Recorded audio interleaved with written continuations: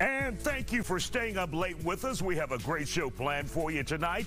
Now, we begin with this. A 7-year-old continues to recover from being shot at Lakewood Church last month. We all remember that. That shooting lasted about 4 minutes, which is more than enough time for people to get seriously hurt or worse.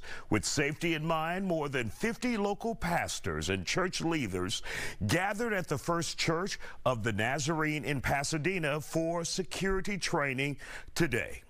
Part of our church security training, we teach the PEC system, that we want to make sure that we have a plan for the parking lot, for the entries, for the children's area, and for the sanctuary. Typically, when seconds count, the police are minutes away.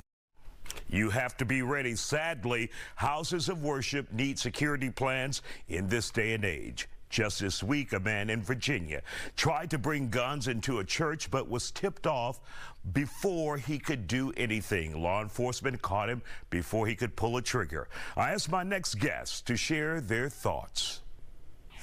And joining us on The Factor Uncensored, Dr. Ruth Olison and Gregory Dupree, a private security consultant and expert. Glad to have you here both on The Factor Uncensored. Obviously, we had the situation with Lakewood Church, and now we have Rui Zhang in Virginia, who took some weapons to church and was thinking, or we assume he was thinking about doing the ultimate until some people stopped him. Your thoughts on the state of the church when it comes to security now, Dr. Ruth?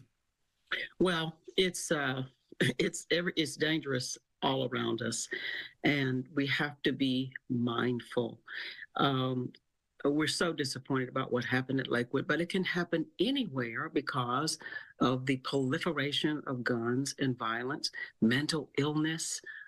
People are angry. People are doing all kinds of things, and the church is not exempt from that. And we've got to realize that we have to take security precautions. Even a church as small as ours has to.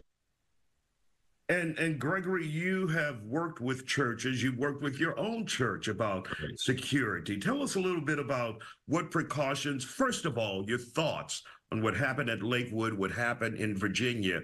First of all, your thoughts on that.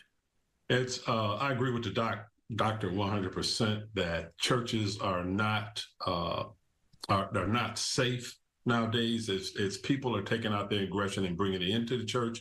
I look at this incident and I note the similarities between this church and the shooting that took place in White Settlement, where you had two different suspects and both of them had ongoing issues with the church. And I don't know how well the church, good of a job the church did in keeping their security team up to date on this individual, that he might be a potential threat.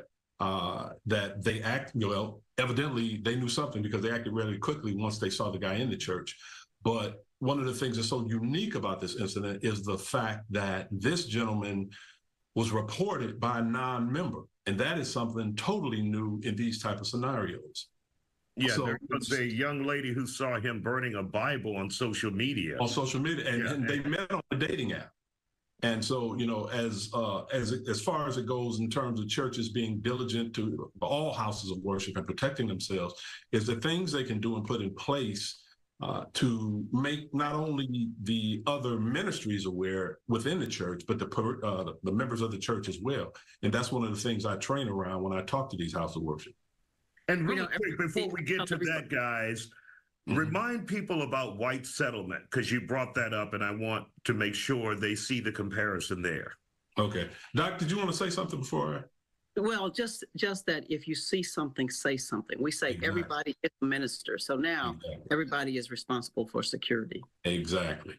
But the White Settlement incident happened a few years ago. There was a homeless gentleman that was visiting the church on a frequent basis. And he had issues because he felt that the church was not providing services to him as a homeless person as well as they should. So he came into church on a Sunday during service, and he came in dressed in a trench coat and a fake beard. And evidently the security team knew who he was. He came down to the front of the church, and during the service, he pulled out a shotgun and he shot one of the deacons and one of the security team before he was eliminated by one of the security team. So this was a gentleman that was well known to the church, and they knew that he was a potential threat. And that's something that every church, when you have individuals like this that come to your church that could be a potential threat, you need to keep track of and closely monitor. Now, what advice, Gregory, did you give your church and other churches out there to make sure they're safe along with the congregation? Well, one of the things I always stress is that every team, I don't care how small, as the doctor mentioned earlier, I don't care how small your church is, every church is vulnerable. And every church should have some type of security program in place. They should have continuous internal and external patrols and sweeps, always checking the buildings and parking lot, the restrooms, all unsecured areas of the church. Should always secure all entry points, particularly after the service starts. Because if you leave doors open around the church and unmonitored, it gives the person an opportunity to slip in. I believe that's what happened in Lakewood. The third thing I would tell them is involve all ministries in the security process. I mean, if you have ushers, if you have the deacons, all type, the choir, everybody should be aware that they should be on the lookout for potential threats to the church. And as the doctor mentioned earlier, the last thing I would tell them, if you see something, say something. And I would extend that to every member in the church and drill that into them constantly. So they know, just like they go to the airport, they go to other places where they're always talking about, if you see something, say something. That also applies in houses of worship. And Dr. Ruth, obviously every church isn't a Lakewood, and this becomes a financial burden if you want to have security at your church, unless you have members of the congregation who may be law enforcement officers or private security willing to donate those services. But that becomes an extra financial burden as well, right? That's right. It's got to be a part of the budget. I actually recently talked to someone who is a security officer about coming to the church and doing something. But there is another way. And that is, as you know, unfortunately, we do have a proliferation of guns in our society, and we have people who can carry guns. And they do not have to be security officers. So I'm not going to reveal our security measures, but I can tell you that we are not unarmed. Got it. All right. Well, we'll leave it at that, Dr. Ruth. Pistol packing deacons tonight at 10:30. Might be a pistol packing pastor.